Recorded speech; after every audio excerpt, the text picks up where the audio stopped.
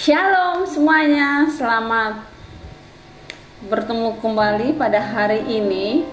Seperti biasa, sebelum kita belajar pembelajaran hari ini, perkenalkan, nama Miss adalah Kristiani Yantikana, dan kita akan belajar dari buku kelas 8 Pendidikan Agama Kristen dan Budi Pekerti, bab 12 mengenai bersyukur bukan sekedar pasrah. Nah, sebelum kita memulai pembelajaran hari ini, mari saya ajak kita semua tundukkan kepala, kita berdoa. Bapa di surga, kami bersyukur buat hari ini. Kami ada sebagaimana kami ada Tuhan, bahkan kami masih bisa belajar hari ini tentang kebenaran firman-Mu. Biarlah hari ini, saat ini kami mau membuka hati dan pikiran kami diisi oleh kebenaran firman-Mu yang menjadi penuntun di dalam kehidupan kami.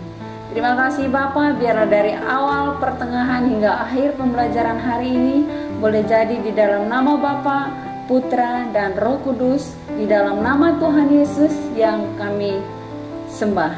Terima kasih Bapa, haleluya, amin. Kita akan masuk pada tujuan pembelajaran yang akan kita capai pada pembelajaran saat ini.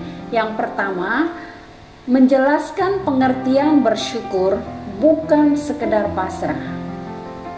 Yang kedua, menjelaskan perbedaan antara pengertian bersyukur sebagai suatu tindakan aktif dengan bersyukur sebagai sikap pasif.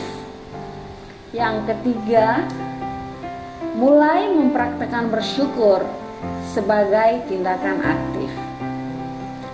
Itulah tujuan pembelajaran yang akan kita capai dalam pembelajaran mengenai bersyukur bukan sekedar pasrah.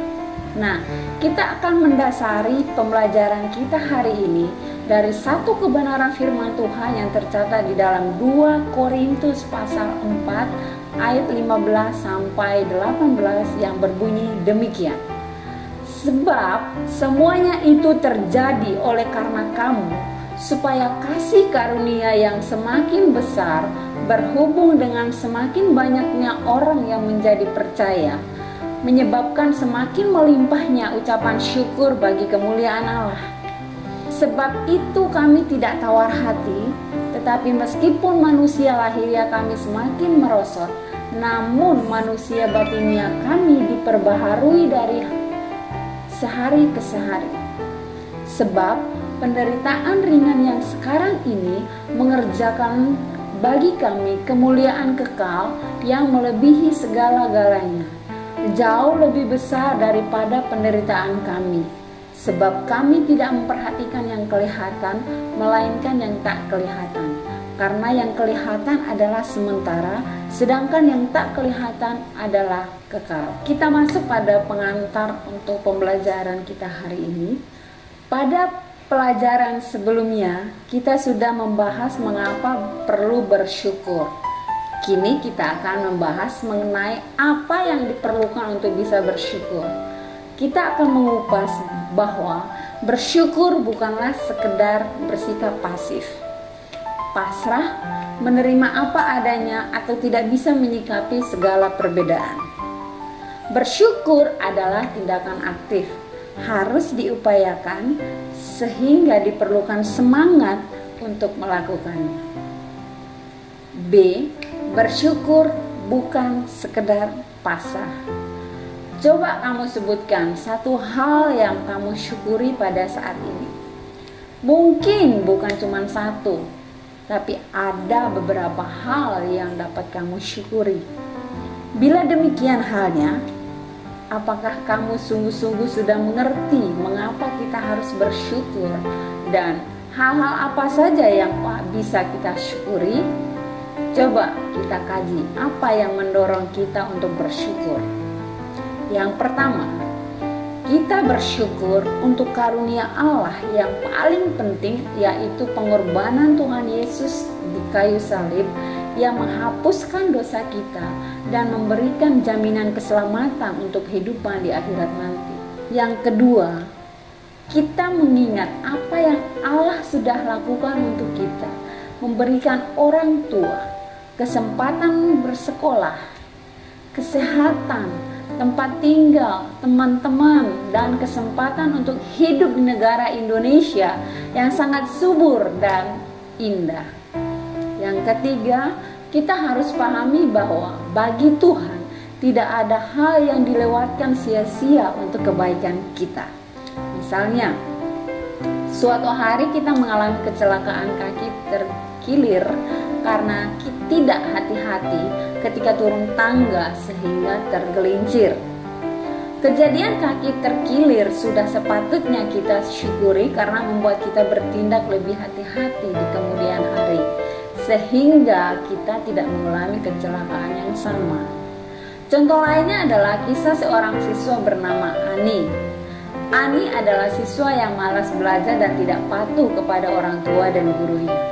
Suatu ketika sang ibu mengingatkan Ani untuk belajar dan mengerjakan tugas sekolahnya. Akan tetapi Ani tidak mengindahkan perintah ibunya tersebut. Keesokan harinya Ani terlambat tiba di sekolah dan ibu guru sudah ada di depan kelas. Ketika tiba saatnya memeriksa tugas sekolah, ibu guru mendapati bahwa Ani tidak mengerjakannya. Menurutmu apa yang akan Ani lakukan? Mengakui bahwa ia tidak membuat tugasnya, atau ia akan berbohong dengan mengatakan bahwa ia membantu ibunya sehingga tidak sempat mengerjakan tugas? Sudah sepatutnya Ani bersyukur bahwa melalui hari ini ia diingatkan untuk tidak melakukan hal-hal yang salah yang akan membawa kerugian. Ia juga dapat mengubah sikap malasnya menjadi sikap rajin. Pelajaran yang dapat kita peroleh dari kisah Ani adalah tidak baik untuk membantah apa yang diperintahkan oleh guru dan orang tua. Jadi, walaupun kita melakukan kesalahan atau kelalaian, hal itu bisa diubahkan oleh Tuhan menjadi suatu pembelajaran berharga untuk kita dalam menjalani kehidupan selanjutnya. Tuhan memberikan manusia kemampuan untuk berpikir dan belajar dari kesalahan sehingga tidak perlu mengulangi kesalahan yang sama. Keempat, dengan bersyukur kita diminta untuk menyikapi sikap hidup ini dengan sukacita, bukan dengan duka dan paksa. Allah menginginkan kita memiliki sikap yang optimis dalam menjalani hidup yang dikaruniakannya. Allah membiarkan kita menjalani suka duka, pahit manis karena Allah sedang membentuk kita untuk menjadi pribadi yang tangguh, bukan pribadi yang cengeng atau mudah menyerah bila menghadapi kesulitan sekecil apapun. Yang kelima, kita bersyukur untuk misi Allah bagi manusia termasuk kita di dunia ini. Pengalaman yang kaya atau banyak menghasilkan kesan yang beraneka ragam sehingga membuat kita lebih menghargai hidup yang dikaruniakannya. Hidup tidaklah membosankan karena ada hal-hal baru yang membuat kita senantiasa mengagumi betapa Allah bekerja dalam segala hal untuk membawa kebaikan bagi umat yang dikasihinya. Manusia dengan segala keterbatasannya hanya mampu berbuat kebaikan untuk dirinya sendiri dan orang-orang yang ada di sekitarnya. Namun Allah tidaklah berpikiran sempit seperti itu. Ketika Allah berbuat kebaikan, ia berpikir untuk semua yang ada di dunia ini, bukan hanya untuk satu negara atau satu suku bangsa tertentu saja, tapi semua umat manusia. Luar biasa, bukan? Ketika Allah menurunkan hujan, hujan itu dialami oleh mereka yang menjadi anak-anaknya, maupun mereka yang menolak kehadirannya. C. Bersyukur sebagai tindakan aktif.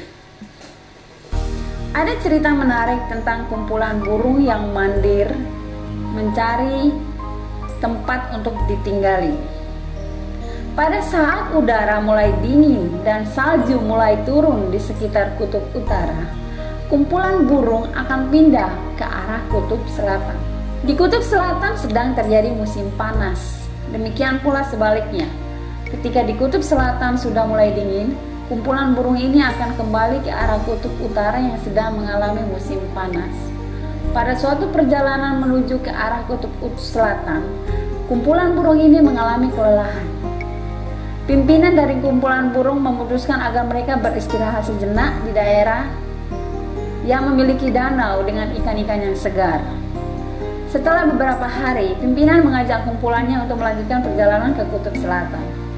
Salah satu burung karena merasa nyaman dengan suasana yang ada, mengusulkan untuk menunda keberangkatan.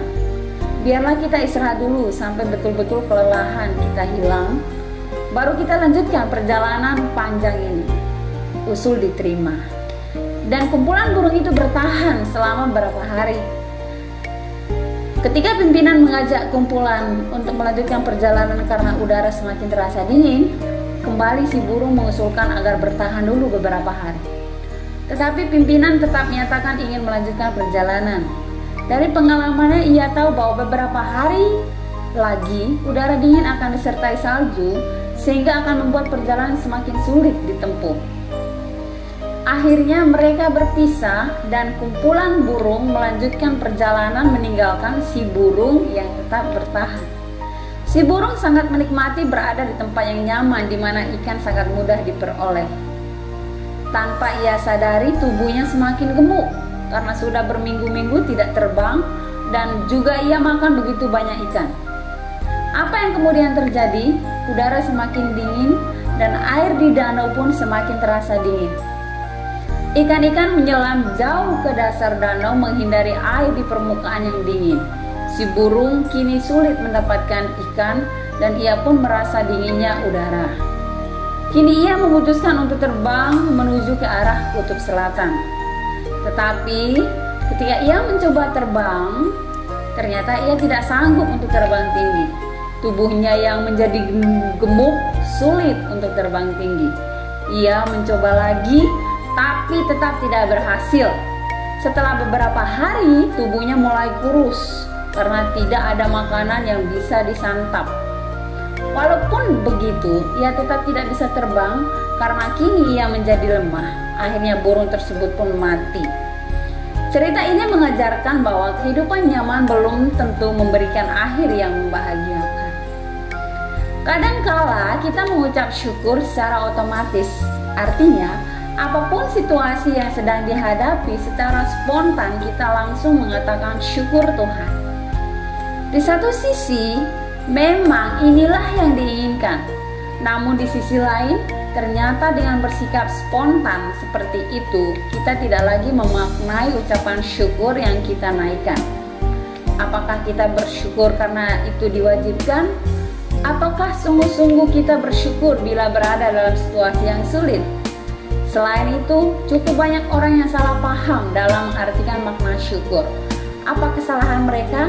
Yaitu ketika menganggap bahwa bersyukur dilakukan dengan pasrah tanpa dimaknai dengan sungguh-sungguh.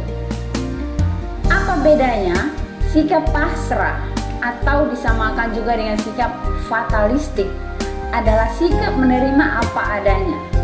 Bahaya dari sikap ini adalah tanpa melakukan apa-apa karena mereka tidak punya kekuatan. Kita tak berharap pertolongan akan tiba dengan sendirinya. Tuhan tidak ingin kita bersikap pasif seperti ini. Tuhan ingin supaya dalam keadaan sesulit apapun kita tetap memiliki harapan terhadap pembebasan dari Tuhan. Pada pelajaran sebelumnya, pelajaran 10, kita tahu bahwa apa yang kita perlu dapat kita sampaikan kepada Allah yang Maha Tahu. Allah tidak menulikan telinga dan membutakan mata melihat kesusahan yang kita alami. Allah menyiapkan pertolongan tepat pada waktunya. Namun Allah menunggu apakah kita sungguh-sungguh meminta pertolongannya dan bersandar padanya. Pada saat kita tetap menunjukkan sikap bergantung pada Allah dalam situasi sulit, orang-orang di sekitar kita akan melihat bahwa sumber kekuatan kita adalah dari Tuhan sendiri.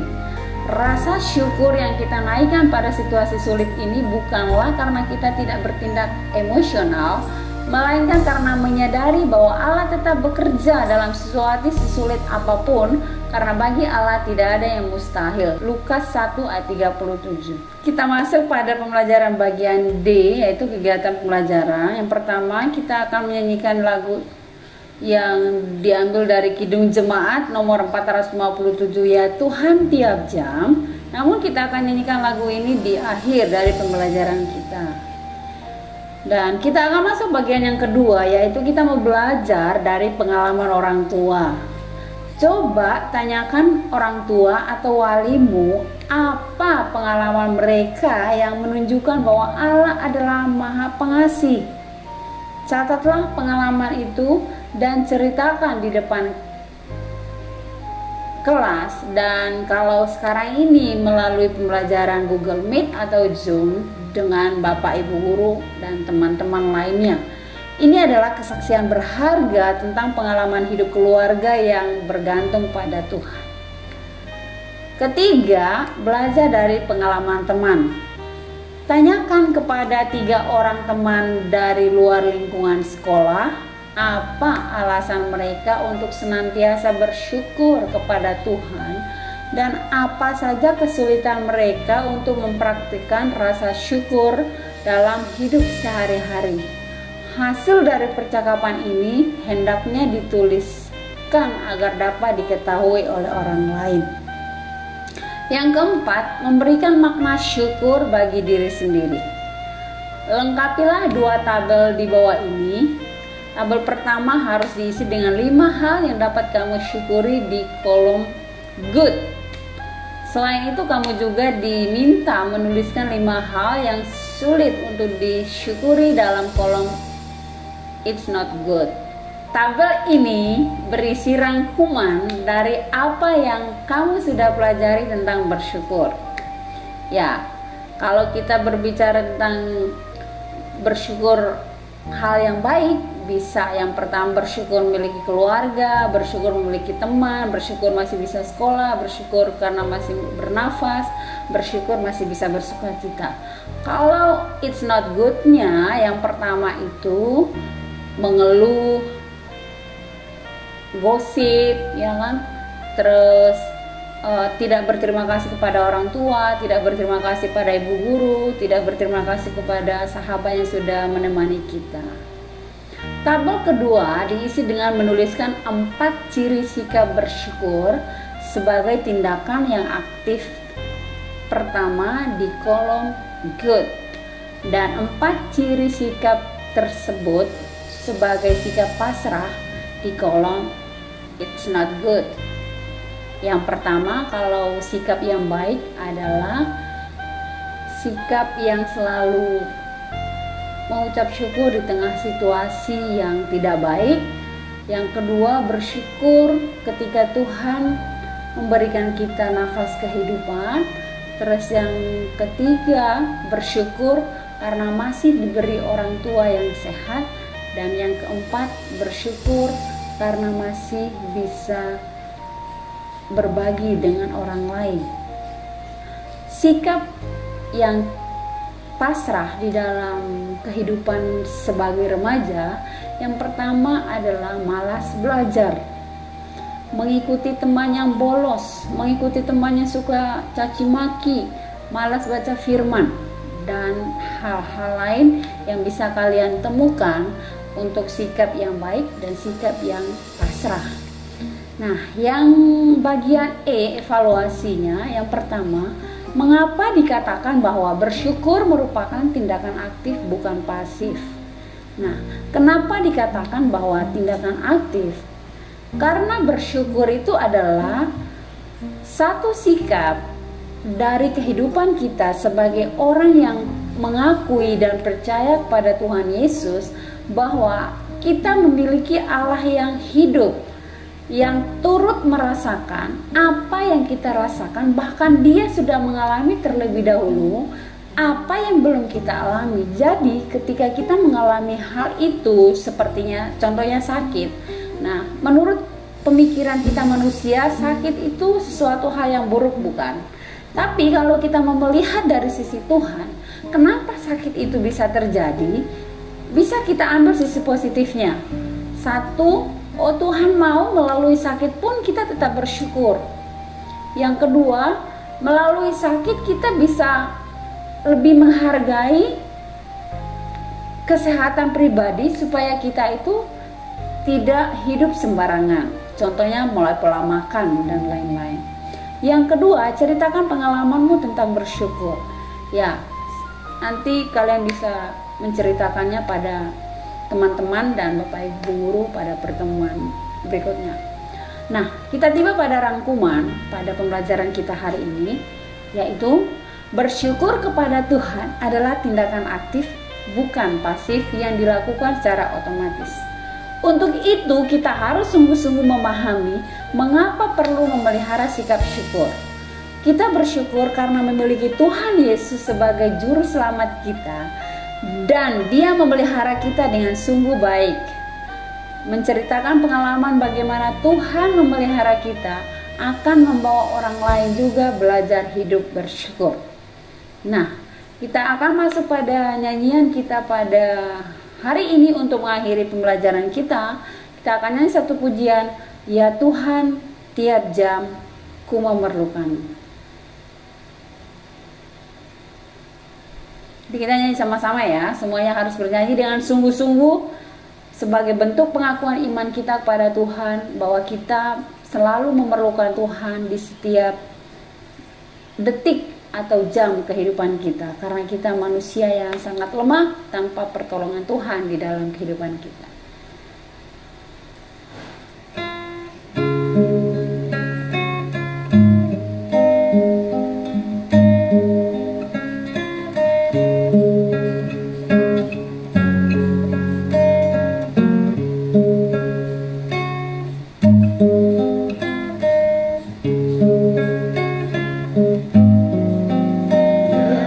Tuhan tiap jam ku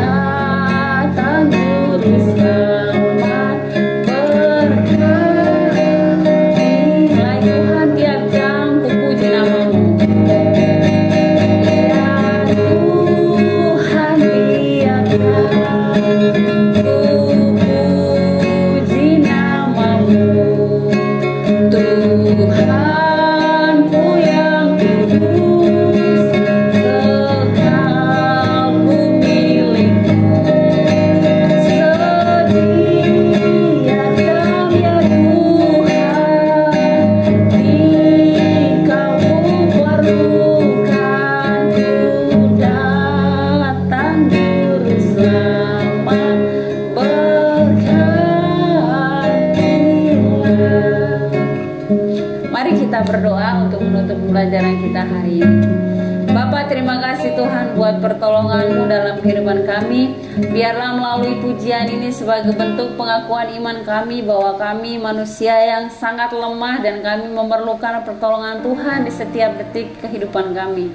Kami bersyukur memiliki Allah yang hidup di dalam Tuhan kami Yesus Kristus yang memimpin masa muda kami, bahkan sampai tua pun Tuhan tetap memimpin langkah kami, karena kami mau dan kami yakin bahwa Yesuslah Tuhan dan Juru Selamat kami yang hidup, yang telah menebus dosa kami, yang memberikan kami kehidupan yang kekal. Terima kasih Bapa, berkati kami semua, berkati anak-anak semua, berkati orang tua, berkati keluarga semuanya. Biar kami hidup di dalam terang kasih Tuhan dan menjadi pelaku firman-Mu. Terima kasih Bapa, dalam nama Tuhan Yesus kami berdoa, haleluya, amin. God bless you.